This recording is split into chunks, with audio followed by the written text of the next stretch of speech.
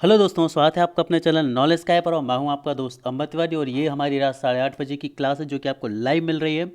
और हम आज की क्लास में डिस्कस करने वाले हैं लेक्चर नंबर 7 को, अकाउंट्स के। इससे पहले 6 लेक्चर्स आ चुके हैं। यदि आप यूपीएससी ईपीएफ एस्पायरेंट है और अभी तक आपने वो सारे के सारे वीडियोज़ नहीं देखे हैं तो इसकी लिंक डिस्क्रिप्शन बॉक्स में दे के रखी है मैंने, वहाँ से आप जाकर देख सकते हैं। और नॉलेज का ही एक ऐसा चैनल है जिस पर आपको सभी एग्ज़ाम्स के लिए जो प्रिपरेशन है वो कम्प्लीटली फ्री कराई जा रही है। यूपीएससी ईपीएफओ के लिए भी जो एग्ज़ाम है उसके लिए भी हम completely free high level content जो है दोस्तों वो प्रोवाइड करा रहे हैं, हिंदी मीडियम में भी और इंग्लिश मीडियम में भी। तो प्लीज़ आप चैनल को सब्सक्राइब करें, साथ ही बेल आइकन बटन को क्लिक करें और हमारे टेलीग्राम चैनल को जरूर ज्वाइन करके रख लें क्योंकि सारी पीडीएफ्स हम वहाँ पर प्रोवाइड करा रहे हैं। दोस्तों, आज की क्लास हम शुरू करें उससे पहले आप सभी के लिए मैं थैंक यू बोलना चाहूँगा कि आज मेरे बर्थडे पर आप सभी के बहुत सारे कमेंट्स आए, बहुत सारी आपकी विशेज़ आई प्यारी प्यारी। तो definitely you all touched my heart और काफ़ी अच्छा लगा कि हाँ डेफिनेटली मैंने कुछ अच्छा काम किया और आप सभी का अप्रिशिएशन मुझे मिल रहा है। So thank you so much everyone for that. तो चलिए आइए शुरू करते हैं हम हमारी आज की क्लास को। तो आज बेसिकली हम पढ़ने वाले हैं दोस्तों डेप्रिशिएशन। आज की क्लास किस पर बेस्ड है? आपकी डेप्रिशिएशन पर बेस्ड है। थोड़ी सी छोटी क्लास है क्योंकि आज हम सिर्फ डेप्रिशिएशन को डिस्कस करने वाले हैं, खिचड़ी नहीं पकाने वाला। मैं एक एक टॉपिक उठा रहा हूँ इस ताकि आपको अकाउंट जो है वो बहुत अच्छे से समझ आए। उससे पहले एक चीज़ ज़रूर समझाना चाहूँगा other than the topic, that is the profit and loss account. है ना, लास्ट क्लास जो हुई थी उसमें मैंने प्रॉफिट एंड लॉस अकाउंट का जो कंसेप्ट रखा था, मुझे ऐसा लगा था कि वो शायद उतने अच्छे से क्लियर नहीं हो पाया था कुछ बच्चों को। तो मैंने सोचा कि क्यों ना आपको एक बार फिर से समझा दूँ।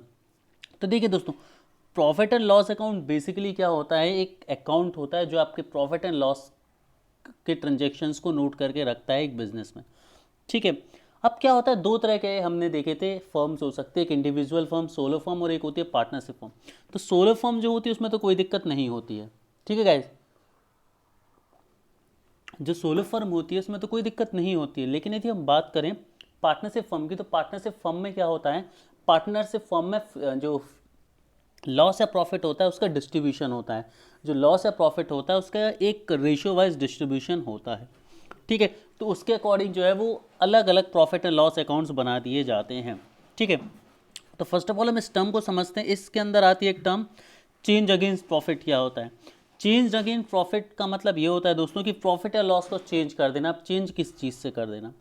अब आप समझिए, जब आपने एक बिजनेस चलाते हो तो बिजनेस में जो भी प्रॉफिट होता है, नॉर्मल टर्म में समझने की कोशिश कीजिए, जब भी बिजनेस होती है उसमें प्रॉफिट होता है तो प्रॉफिट से आप मान लीजिए आपको 100 रुपये प्रॉफिट हुआ तो आप उसे 100 रुपये प्रॉफिट नहीं मानेंगे। आप क्या बोलेंगे कि भाई मैंने जो एक्स्ट्रा एक्सपेंस किए हैं उसको भी तो घटाना पड़ेगा मुझे। तो आप उस एक्सपेंस को घटाएंगे और मान लीजिए आपके 20 रुपये एक्स्ट्रा खर्च थे, आपने 100 रुपये में से 20 रुपये घटा दिए तो अब 80 रुपये बचे, वो आपका एक्चुअल क्या है, प्रॉफिट है। तो यही कहलाता है चेंज अगेंस्ट प्रॉफिट। मतलब प्रॉफिट में से जब आप एक्सपेंसेस को और निकाल देते हैं, जो और एक्स्ट्रा एक्सपेंसेस होते हैं उनको और निकाल देते हैं, तो उसके बाद आपका जो नेट प्रॉफिट बचता है, इस पूरी प्रोसेस को, पूरी प्रक्रिया को चेंज अगेंस्ट प्रॉफिट हम कहते हैं। ठीक है। अब बात आती है कि एप्रोप्रिएशन ऑफ प्रॉफिट क्या होता है। अगेन ये एक बहुत सिंपल सी चीज़ है। एप्रोप्रिएशन ऑफ प्रॉफिट का मतलब होता है नेट प्रॉफिट जब निकल आता है तो नेट प्रॉफिट को किस ऑर्डर में डिस्ट्रीब्यूट करना है। देखिए, एप्रोप्रिएशन ऑफ प्रॉफिट अकाउंट जो होता है ये एक अकाउंट का टाइप है।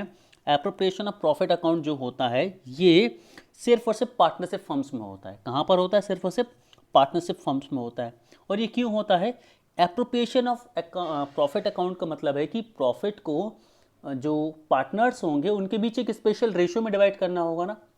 हो सकता है 50-50 के रेशियो में डिवाइड होना हो सकता है कि भाई 20-30 या अलग अलग रेशियो में डिवाइड होना हो, जिस रेशियो में उन्होंने इन्वेस्टमेंट करा है। तो जिस रेशियो में प्रॉफिट को डिस्ट्रीब्यूट करना है उस रेशियो में प्रॉफिट को डिस्ट्रीब्यूट करना, that is what called appropriation of profit. I hope चीज़ें आपको बहुत अच्छे से क्लियर हो गई होंगी मेरे प्यारे बच्चों।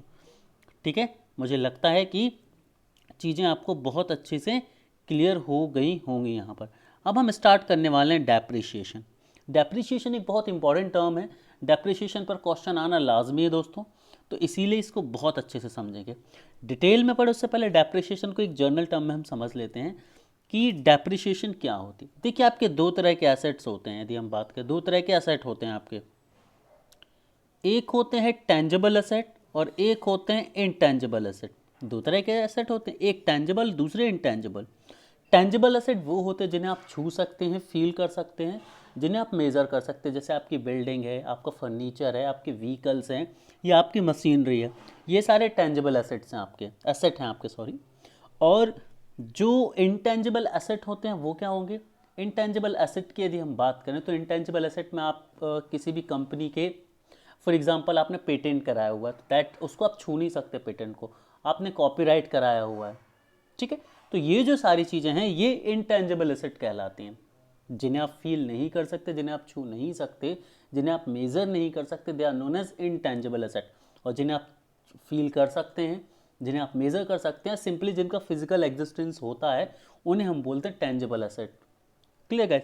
तो जो एसेट होते हैं उन एसेट की जो वैल्यू होती है वो टाइम बाय टाइम यूज़ होने के साथ साथ कम होती जाती है ना। एक बहुत जनरल एग्जांपल देता हूँ, मान लीजिए आपने एक बाइक खरीदी, तो आप जैसे जैसे बाइक को यूज़ करते जाएंगे वैसे वैसे उसकी कीमत कम होती जाती है ना, सेकंड है ना।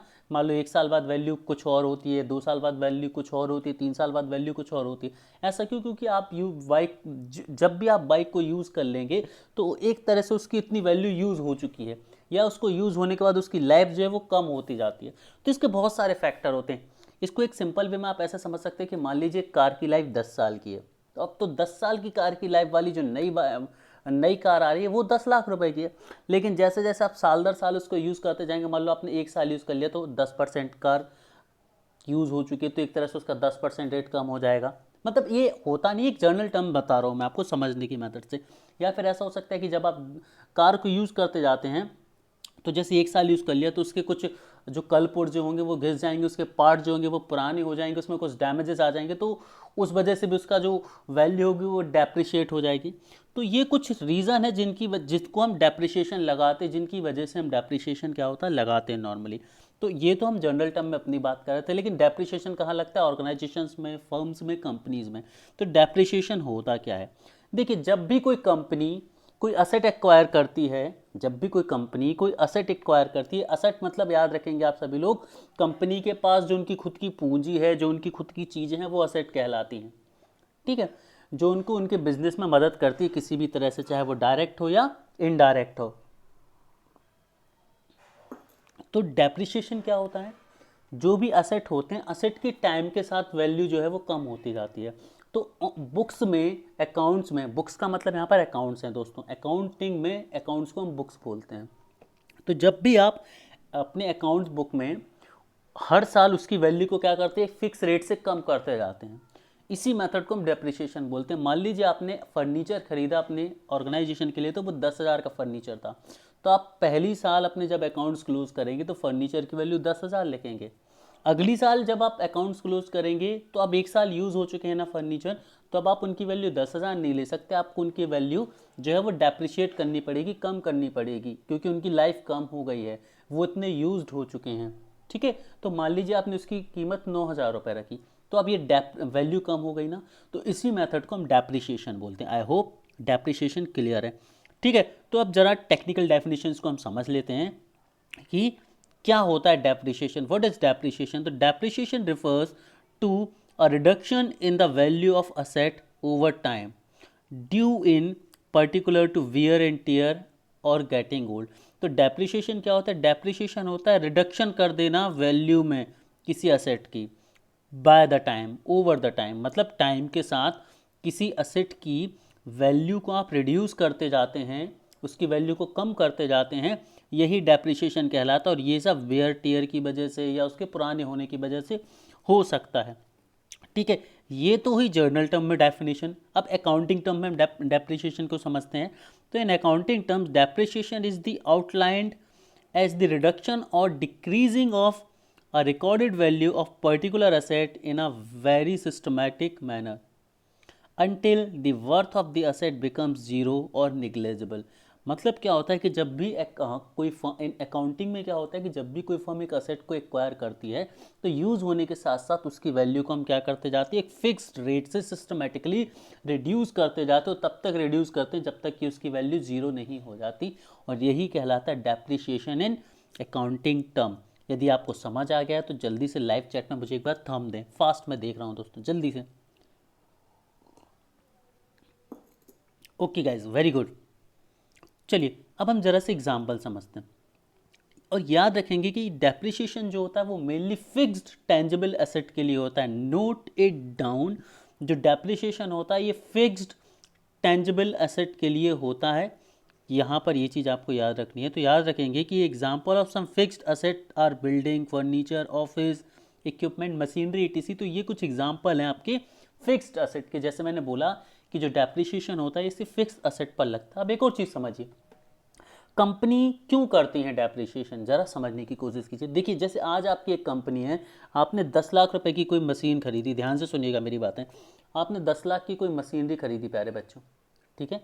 तो जब आपने मशीनरी खरीदी है एक, तो वो मशीनरी एक टाइम बाद जाकर ख़त्म हो जाएगी, मतलब उसका काम नहीं बचेगा, तो आपको 10 लाख की दूसरी मशीनरी खरीदनी पड़ेगी ना।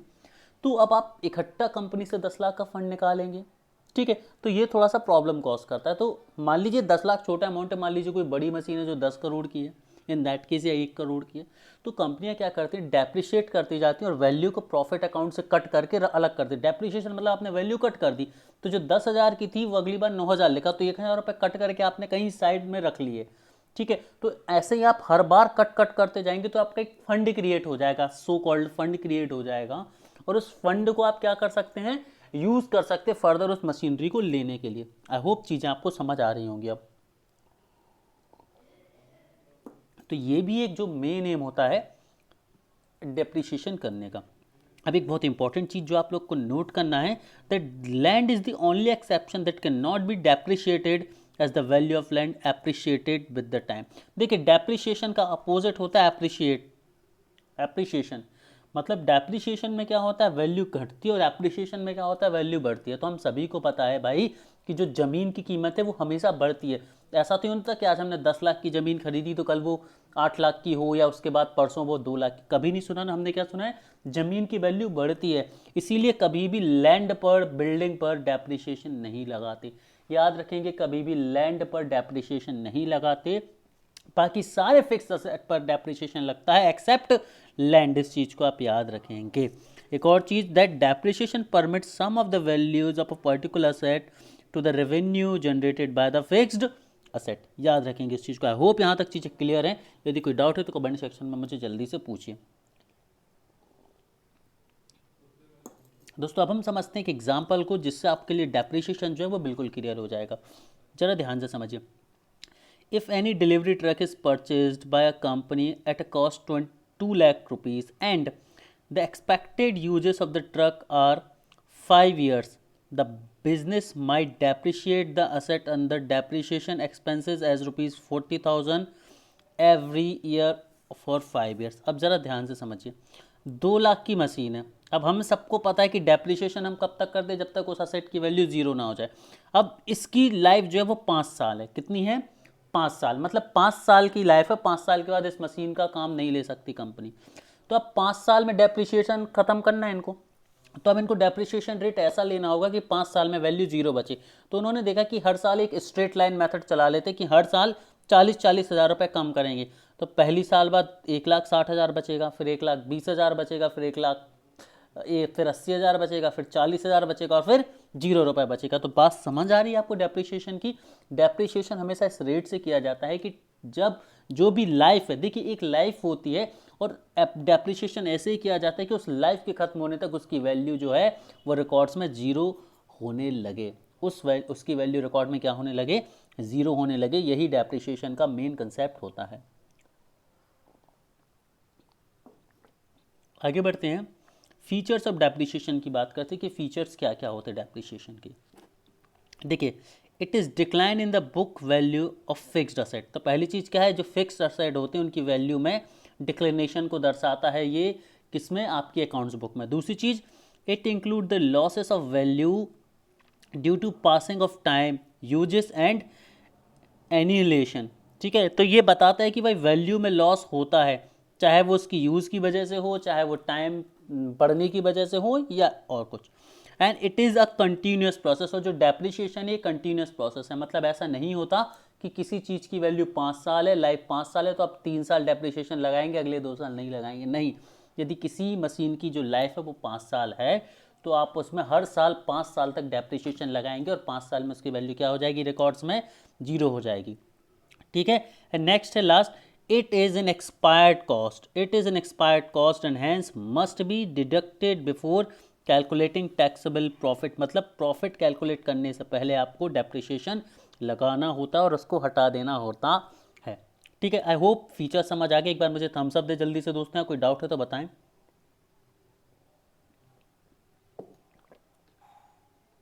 आगे बढ़ते हैं। कॉज ऑफ डेप्रिसिएशन, डेप्रिसिएशन हम क्यों लगाते हैं? तो देखिए डेप्रिसिएशन के कारण क्या हो सकते हैं, बहुत सारे हो सकते हैं। पहला तो वेयर एंड टेयर की वजह से उसकी वैल्यू कम होती जाती है, इसलिए डेप्रिसिएशन लगाना ज़रूरी है। दूसरी चीज़ एक्सपायरिंग ऑफ लीगल राइट्स, है ना, लीगल राइट्स उसके एक्सपायर ना हो इस चीज़ के लिए, है ना। उसके बाद ऑब्सोलेंस और नॉन नेचुरल फैक्टर्स। ठीक है, उसके अलावा आपकी जो रिकॉर्ड्स हैं उनको आप फेयर एंड राइट रख सके, इस चीज़ के लिए आपको बेसिकली डेप्रिसिएशन लगाने होते हैं। यदि आप डेप्रिसिएशन नहीं लगाएंगे और उसकी वैल्यू को उतना ही रखेंगे तो आपके अकाउंट जो होंगे वो गलत रिफ्लेक्ट करेंगे। क्यों? क्योंकि एक्चुअल प्राइस भी मार्केट के अकॉर्डिंग भी तो उसकी वैल्यू क्या हो रही है, जो डेप्रिशिएट हो रही है। हम मान लीजिए कोई 10,000 की मशीन है, उसकी लाइफ 5 साल है और आप हर साल 10-10 हज़ार उसकी रिप्रेजेंट कर रहे हैं, लेकिन मान लीजिए 5वें साल वो मशीन काम करने लायक ही नहीं बची 5 साल के बाद, लेकिन आप तो उसकी वैल्यू 10,000 बता रहे हैं, तो आपके पास असेट भी नहीं बचा है और आप उसकी वैल्यू 10,000 भी बता रहे हैं। मतलब ये तो वही चीज़ हो गई कि आपने, ज़रा ध्यान से समझिए कि आपके हाथ में किसी ने एक पेन दे दिया और आपसे बोला कि भाई ये पेन 5 रुपए का है, मतलब आपके पास 5 रुपए हैं, तो आप तो खुश है कि आज मेरे हाथ में 5 रुपए है। लेकिन मान लीजिए कि उस पेन की रिफिल खत्म हो गई, तो क्या अब उसकी वैल्यू बची? नहीं बची ना। लेकिन आपको अभी भी बोला जाए कि भाई आपके हाथ में तो 5 रुपए हैं, तो आप बोलेंगे पागल है क्या, इसकी वैल्यू तो खत्म हो चुकी है। तो वैसा ही यहाँ पर होता है कंपनीज में कि हर एक असेट की वैल्यू धीरे धीरे कम होती, इसीलिए उसको डेप्रिशिएट करना जरूरी है। यदि आप डेप्रिशिएट नहीं करेंगे तो आपके अकाउंट में तो आप लिखे रहेंगे 100, लेकिन आपके एक्चुअल हैंड में क्या रह जाएगा? 0। तो इसीलिए डेप्रिशिएशन जरूरी है। आगे बढ़ते हैं दोस्तों। How to calculate depreciation in small businesses. Small businesses में डेप्रिशिएशन क्यों जरूरी है, उससे पहले एक चीज़ याद रख लीजिए, डेप्रिशिएशन किया क्यों जाता है। तो अकाउंट्स को फेयर बनाने के लिए डेप्रिशिएशन जरूरी है। ठीक है, दूसरी चीज़ एक लीगल रीज़न भी है, क्यों इसको नोट करेंगे सभी लोग। लीगल रीज़न इसलिए क्योंकि जो अकाउंटिंग स्टैंडर्ड है पहली चीज़, और कंपनीज एक्ट दूसरी चीज़। नोट डाउन प्लीज़ कि अकाउंटिंग स्टैंडर्ड और कंपनी एक्ट दोनों इस चीज़ की रिक्वायरमेंट रखते हैं कि सभी अकाउंट्स बनाते समय सभी कंपनीज को, सभी फर्म को जो है वो डेप्रिसिएशन यूज़ करना होगा। Make a note of it. Accounting standard and companies act दोनों बोलते हैं इस चीज़ को।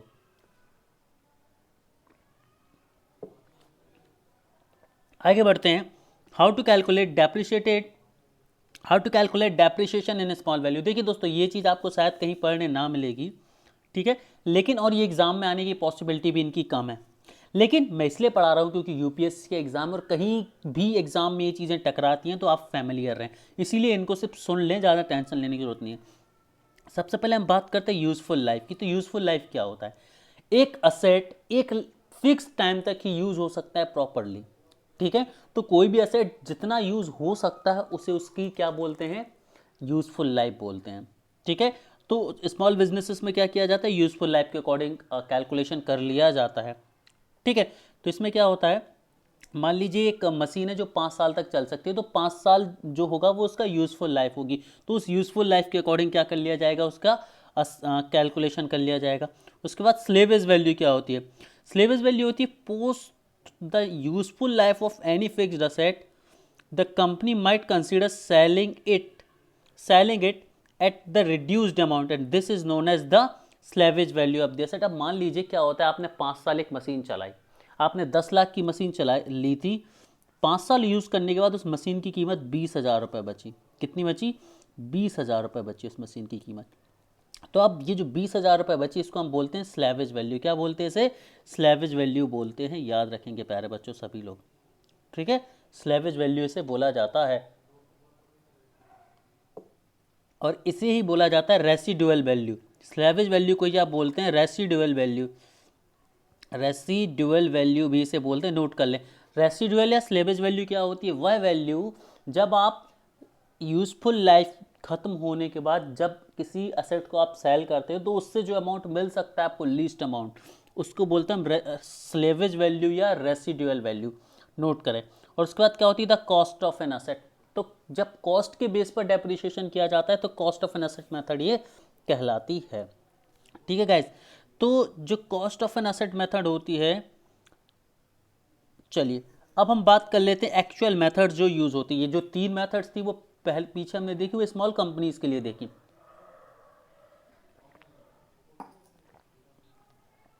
सॉरी गाइज, अब हम देखने वाले हैं वो मेथड जो स्मॉल कंपनीज के लिए यूज हो, सॉरी अभी तक हमने देखी वो मेथड जो स्मॉल कंपनीज के लिए यूज होती है। अब हम मेन मेथड्स देखने वाले हैं।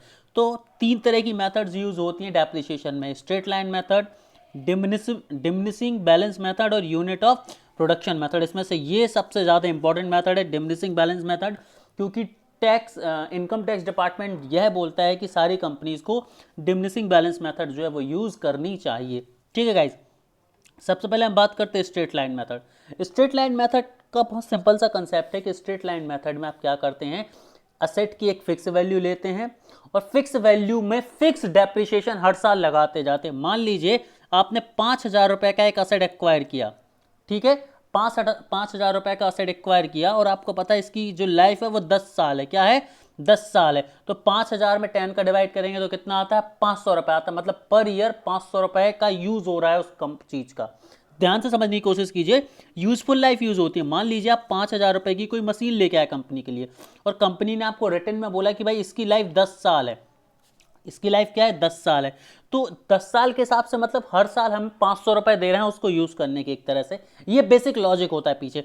तो भाई हर साल मतलब एक साल यूज कर लिया तो 500 रुपए की वो मशीन यूज हो गई, फिर अगले साल यूज करेंगे तो फिर 500 रुपए की वो मशीन यूज हो गई। तो ये कहलाती है स्ट्रेट लाइन डेप्रिसिएशन मेथड। तो इसमें क्या होता है, पहली साल यूज करने के बाद आप 500 रुपए कम कर देंगे तो अब कीमत बची 4500 रुपए।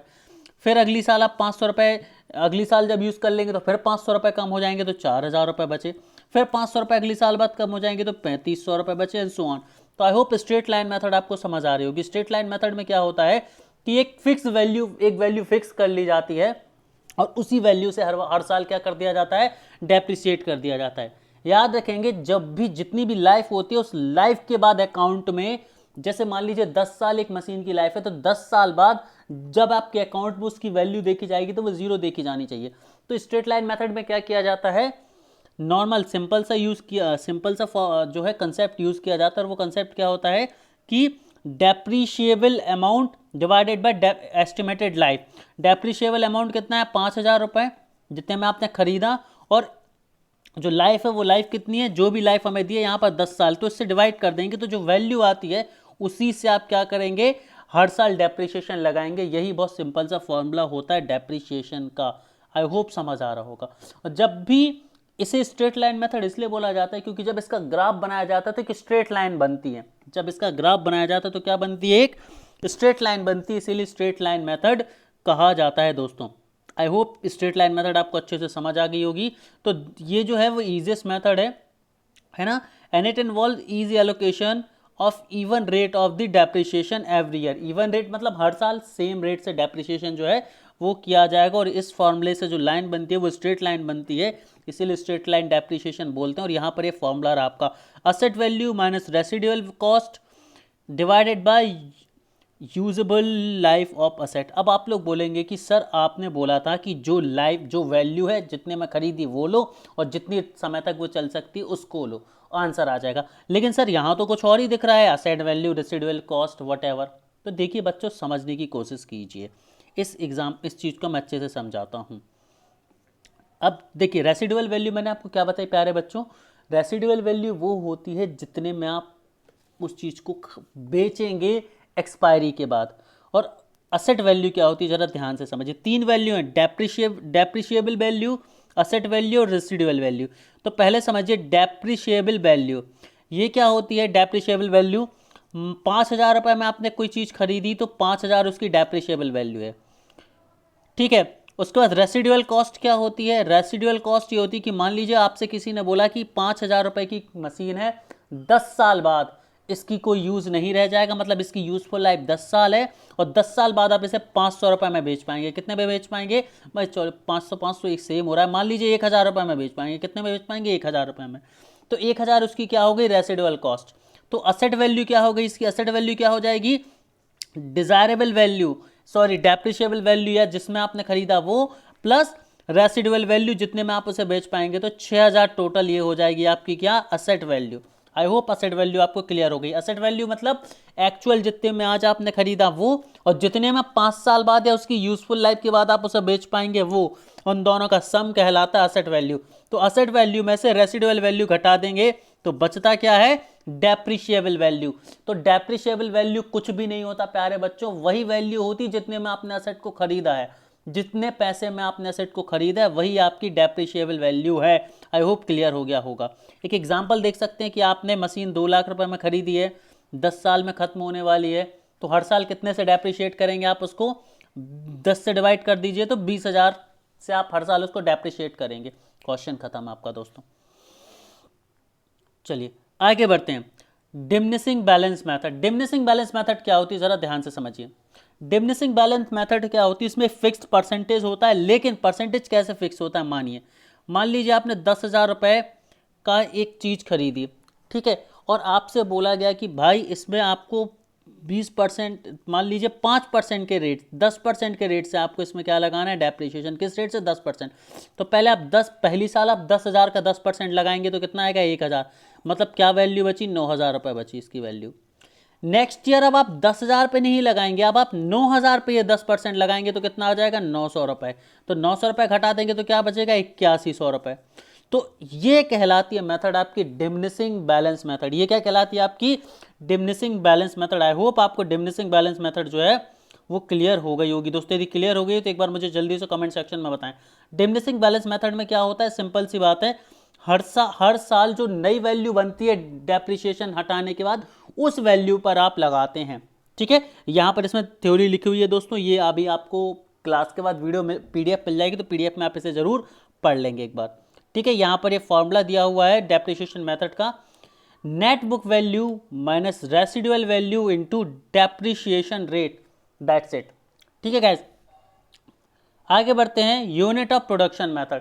यूनिट ऑफ प्रोडक्शन मेथड बहुत आसान है दोस्तों। यूनिट ऑफ प्रोडक्शन मेथड बहुत आसान है, बहुत सिंपल है, और ये कम यूज होती है। इसको आप थ्योरी पढ़ लेंगे, मैं बहुत सिंपल शब्द में आपको समझा देता हूँ कि ये क्या होती है। देखिए, जो ये मेथड होती है यूनिट ऑफ रिप्रोडक्शन मेथड, इसको 2 स्टेप में किया जाता है। किस स्टेप में किया जाता है, 2 स्टेप में। उन दोनों स्टेप को हम डिस्कस करेंगे, बट पहले सिंपल सा समझ लीजिए। मान लीजिए एक कंपनी है ना, उसने 10 यूनिट बनाई कंपनी की, ठीक है। यूनिट ऑफ प्रोडक्शन मेथड, इसमें मान लीजिए आपने 10 यूनिट बनाई कंपनी ने, ठीक है, और वो 5 साल तक चलनी है। कितने साल तक चलनी है, 5 साल तक। तो हर साल 2 यूनिट यूज़ हो रही हैं। तो मान लीजिए जैसे वो 2 यूनिट आपकी यूज़ हुई, तो आप उन 2 यूनिट की वैल्यू को कम कर देंगे। फिर नेक्स्ट ईयर फिर आप 2 यूनिट की वैल्यू को कम कर देंगे। तो इसमें क्या होता है, जितना भी प्रोडक्शन कंपनी का होता है, उस प्रोडक्शन को आप जितना जितना यूज़ करते जाते हैं, उस प्रोडक्शन को उतना ही % क्या करते जाते हैं, आप डेप्रिशिएट करते जाते हैं। तो ये 2 स्टेप में होता है, मैंने आपको बताया था। 2 स्टेप क्या है, पहला स्टेप है कैलकुलेट डेप्रिशिएशन पर यूनिट। तो पर यूनिट का डेप्रिशिएशन कैलकुलेट करेंगे, उसके लिए फॉर्मूला वही है, asset value minus residual value divided by unit of production, unit of production. और दूसरी मेथड क्या होती है, calculate the total depreciation of actual unit, है ना। तो उसके लिए आप क्या करते हैं, जो पर यूनिट डेप्रिशिएशन निकाला आपने ऊपर वो, और यूनिट प्रोडक्शन आपका जितना हुआ है वो, उन दोनों का मल्टीप्लाई कर देंगे, तो आपका काम बन जाएगा दोस्तों यहाँ पर। अब हम बढ़ते हैं आगे गाइस, और कुछ इंपॉर्टेंट टर्मिनोलॉजीज को समझते हैं। अब देखिए, अमोर्टाइजेशन क्या होता है, जरा ध्यान से समझिए। 2 तरह के असेट होते हैं, हमने पढ़ा था। एक होते फिक्स्ड असेट, एक होते टेंजिबल और एक होते इंटेंजिबल। टेंजिबल के लिए हमने अभी तक पीछे मेथड पढ़ ली डेप्रिसिएशन की, ठीक है। फिक्स्ड असेट का डेप्रिसिएशन क्या कहलाता है, डेप्रिसिएशन कहलाता है। और जब आप टेंजिबल असेट की बात करते हैं, टेंजिबल असेट मतलब जिन्हें आप छू नहीं सकते, जैसे आपका पेटेंट है, कॉपीराइट, इन सब चीज़ों को, तो डेप्रिसिएशन इनमें भी होता है। डेप्रिसिएशन इनमें भी होता है, डेप्रिसिएशन इनमें भी होता है, डेप्रिसिएशन इनमें भी होता है, ठीक है। और जब इनमें डेप्रिसिएशन होता है तो इसको हम बोलते हैं अमोर्टाइजेशन। क्या बोलते हैं इनको, अमोर्टाइजेशन बोलते हैं। जब आप डेप्रिसिएशन कैलकुलेट करते हैं इंटेंजिबल असेट के लिए, तो उसको अपन क्या बोलते हैं, अमोर्टाइजेशन। बहुत सिंपल वर्ड में, इनटेंजिबल असेट के लिए जब आप डेप्रिसिएशन करते हैं तो इसे अमोर्टाइजेशन बोलते हैं। अब बात कर लेते हैं डिप्लीशन क्या होता है। डिप्लीशन क्या होता है, नेचुरल रिसोर्सेज के लिए नेचुरल रिसोर्सेज के लिए जो देखिए जितने भी असेट होंगे उन सब में डेप्रिसिएशन होगा। अब मान लीजिए कोई बिजनेस है जो माइन बिजनेस है या ऑयल फील्ड वाले फील्ड की बिजनेस है, तो उनके लिए असेट क्या है, वो माइन उनका असेट है और वही ऑयल फील्ड उनका असेट है। तो अब क्या होगा, मान लीजिए कोई माइन है जो सोने की खदान है, तो जैसे जैसे वो सोना खोदते जाएंगे वैसे वैसे उनका एक्चुअल जो असेट है वो कम होता जाएगा ना, लेकिन वो डेप्रिशिएट नहीं हो रहा है। क्यों? क्योंकि उसकी वैल्यू कम नहीं हो रही है, बट उसका अमाउंट कम हो रहा है, मतलब उसमें डिप्लीशन हो रहा है। ध्यान से समझना, डेप्रिशिएशन में असेट की वैल्यू कम होती जाती है, उसकी यूजफुलनेस कम होती जाती है। लेकिन डिप्लीशन में क्या होगा, मान लीजिए किसी की सोने की खदान है, तो वही उसकी एक फर्म भी है, लेकिन वही उसका मेन असेट है जिसकी वैल्यू कम नहीं हो रही है, बट वो खुद डिप्लीट होता जा रहा है, कम होता जा रहा है। खुदाई के बाद कम होता जाएगा ना उसका सोना। पहले दिन मतलब शुरुआत में मान लीजिए 1000 टन उस खदान में से निकलना है, तो खुदाई के बाद धीरे धीरे 1000 टन के बाद 900 टन, 800 टन, 700 टन कम होता जा रहा है ना, मतलब डिप्लीशन होता जा रहा है ना, डिप्लीट होता जा रहा है। तो ये डिप्लीशन मेथड यूज की जाती है डेप्रिसिएशन के लिए। तो नेचुरल रिसोर्सेज की कंपनियां जो होती हैं, जैसे ऑयल फील्ड है, माइंस हैं, इनमें डेप्रिसिएशन को कैलकुलेट किससे किया जाता है, डिप्लीशन से कैलकुलेट किया जाता है। आगे बात करते हैं दोस्तों प्रोविजनिंग की। प्रोविजनिंग क्या होती है समझिए। प्रोविजनिंग जनरली बैंक्स में यूज़ होती है या कंपनीज में भी यूज़ होती है। मान लीजिए कंपनी है और कंपनी को कहीं से एक पैसा आना था, मतलब कोई लायबिलिटी है कंपनी की। अब जब कंपनी की लायबिलिटी जो है वो रिकवर नहीं हो पा रही है और कंपनी को नहीं पता कि कितना लॉस होगा, तो उस केस में जो एक तरह से आप एक अमाउंट अलग रखते हैं उसको रिकवर करने के लिए, उसको हम बोलते हैं प्रोविजनिंग, कि जब ये पैसा आएगा तो हम इसको इतना एडजस्ट कर देंगे। तो जैसे मान लीजिए एनपीए है एक बैंक का, ठीक है। अब मान लीजिए एक बैंक का 100 करोड़ रुपए बैड डेप्ट है, एक बैंक का 100 करोड़ रुपए जो है वो बैड डेप्ट है। अब बैड डेप्ट तो है, लेकिन हो सकता है उनमें से कुछ लोग पैसा चुका भी दें। जैसे 3 साल तक पैसा नहीं आया तो बैंक बोलेगा अरे यार ये तो बैड डेप्ट हो गया, पता नहीं पैसा आएगा या नहीं। तब बैंक ये नहीं बोल सकता कि भाई पूरा 100 करोड़ नहीं आएगा। क्यों? क्योंकि हो सकता है उसमें से 2 करोड़, 5 करोड़ या 50 करोड़ आ जाए, हो सकता है इसमें से 100 करोड़ ही नहीं आए। तो जब कंपनी को नहीं पता होता है कि भाई जो लॉस है वो कितना हो सकता है, उस केस में वो कुछ अनफिक्स्ड अमाउंट का क्या करते हैं, अलग से रख लेते हैं, उसके अलग से रख लेते हैं उस लॉस की भरपाई के लिए। तो उसको अपन क्या बोलते हैं, प्रोविजनिंग बोलते हैं। एक्चुअल में ये लॉस की भरपाई नहीं होगी, एक तरह से क्या होता है उसको रिकवर करने की कोशिश होगी, ठीक है। तो इसको बोलते हैं प्रोविजनिंग। तो प्रोविजनिंग क्या होता है कि जब आपको अनसर्टेन हो कि कितना लॉस हो सकता है या आपकी लायबिलिटी कितनी है, तो इसको अपन क्या बोलते हैं, उसको कवर करने की जो कोशिश होती है उसके लिए जो अलग अमाउंट रखा जाता है उसको प्रोविजनिंग बोलते हैं। उसको क्या बोलते हैं दोस्तों, हम प्रोविजनिंग बोलते हैं। तो आई होप प्रोविजनिंग आप सभी को याद आ गया होगा, समझ आ गया होगा। तो जो प्रोविजनिंग है एक एस्टिमेटेड अमाउंट है जो लॉस को कवर करने के लिए देना होता है। लॉस को कवर करने के लिए जो एस्टिमेटेड अमाउंट है वो देना होता है। और रिजर्व की हम बात कर लेते हैं, किसकी, रिजर्व की, ठीक है।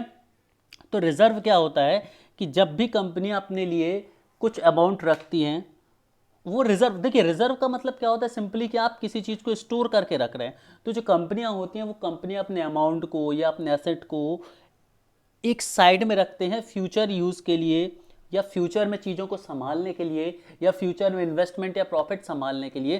तो उसे बोला जाता है रिजर्व। आई होप दोस्तों चीज़ें आपको यहाँ तक समझ आ गई होंगी। यहाँ पर हमारी जो क्लास है वो आज की ख़त्म होती है। Thank you for watching. और यदि कोई भी डाउट है तो आप प्लीज़ हमें कमेंट सेक्शन में बताएं, हम उसको रिपीट ज़रूर करेंगे। Thank you very much for watching.